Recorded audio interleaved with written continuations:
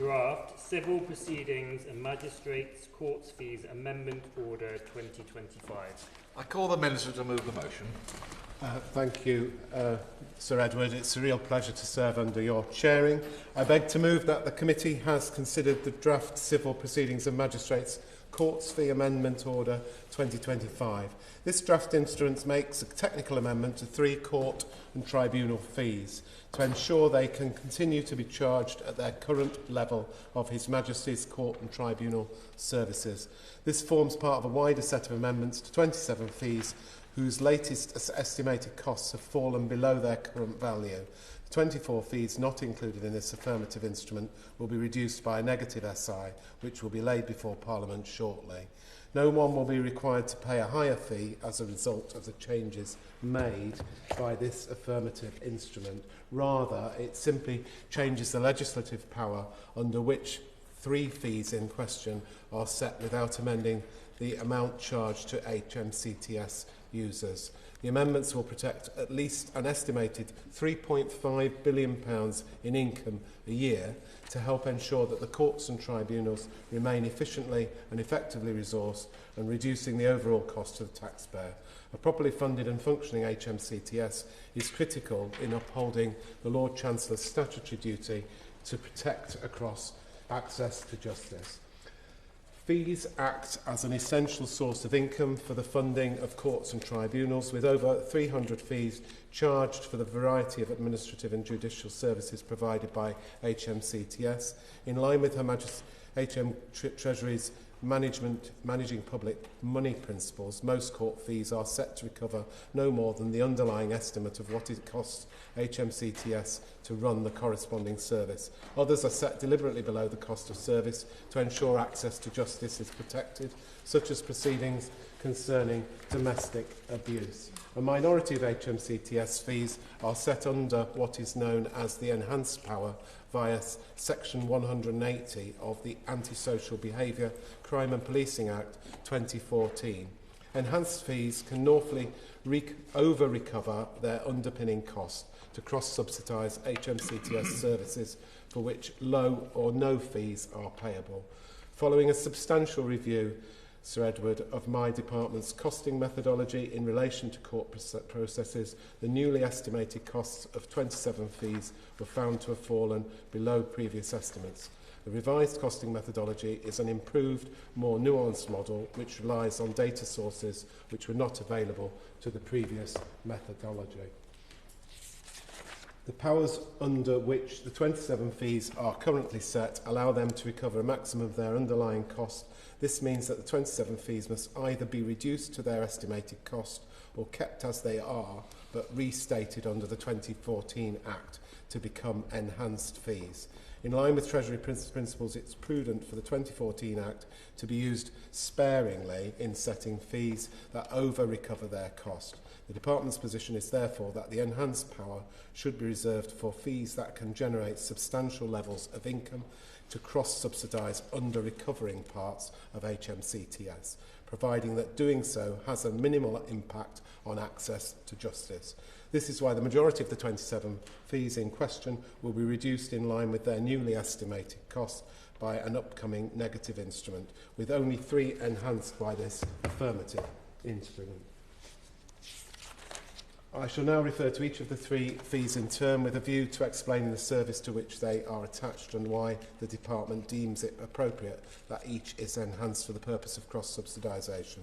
The first is the 50p fee charged for a council tax liability order. This is payable by local authorities to legally demand payment of council tax arrears. HMCTS receives high volume of CTLO applications each year, which raises significant levels of income to support the running of the courts and tribunals. In 2022-23, 2.1 million CTLOs were made, resulting in £1.1 million in fee income. Enhancing the fee will not only ensure that this crucial income is retained, but it will also remove the cost to the taxpayer of adjusting the fee in line with its regularly fluctuating cost. The second fee is charged At £22 for a warrant of entry, these warrants are mostly applied by utility companies to gain legal access into private premises. Similarly to CTLOs, high volumes of these warrants are made each year, generating £7.2 million alone in fee income for HMCTS in 2022-2023.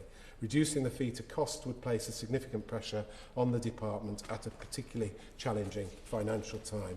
The third fee relates to ships or goods which have been seized in the event of a breach and then sold off at auction.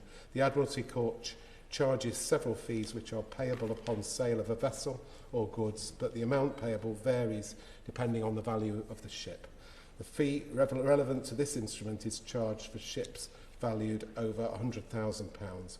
Unlike the flat CTLO and the warrant of entry fees, this fee is £1 for every £100 of the ship's value up to £100,000 and increases by a further 50 pence for every £100 of the ship's value above £100,000 with a minimum fee of £205. Although this fee does not attract as many volumes as applications for a CTLO or a warrant of entry, it still provides an important source of income for HMCTS. This is because some ships are sold for several millions, meaning that even low levels of annual volumes can result in notable overall income generated. I'd like to reiterate that this instrument merely maintains the status quo by not increasing the value of any of the three fees it restates under the 2014 Act.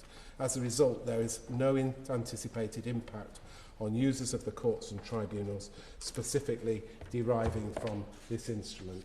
The negligible bearing this SI will have on HMCTS users was echoed in the response to the 2023 consultation undertaken by the previous government regarding a series of updates made to courts and tribunal fees. Included within this consultation was a proposal to enhance the CTLO fee. The other two fees in question had not yet been identified as over-recovering at the time of the consultation. Of those that responded to this proposal, 63% had no view and no further comments to share.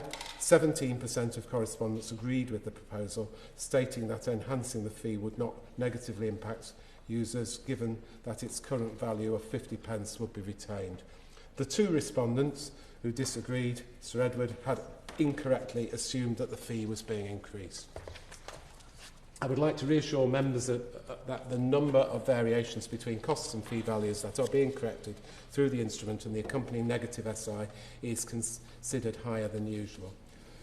This is because of the revisions brought about through the department's updated costing methodology. Although the costs underpinning HMCTS fees will be reviewed on an annual basis, I do not anticipate the need to amend this many fees year on year, thanks to the improvements made in the new methodology. The three fees in question are charged in England and Wales only. This instrument will therefore create no effect on the court fees charged in either Scotland or Northern Ireland. This instrument can be seen as a corrective SI, which simply delivers minor updates to the statute book for continuity purposes. As such, it does not bring about any practical changes to those affected by court and tribunal fees, and in fact ensures that the fees payable by the relevant court users remain the same. I believe the amendments affected by this SI and its accompanying negative instrument represent the most pragmatic approach in keeping the department's fees legislation up to date. Thank you, Sir Edward. The question is that the committee has considered the draft Civil Proceedings and Magistrates Courts Fees Amendment Order 2025. Dr. Kieran Munn.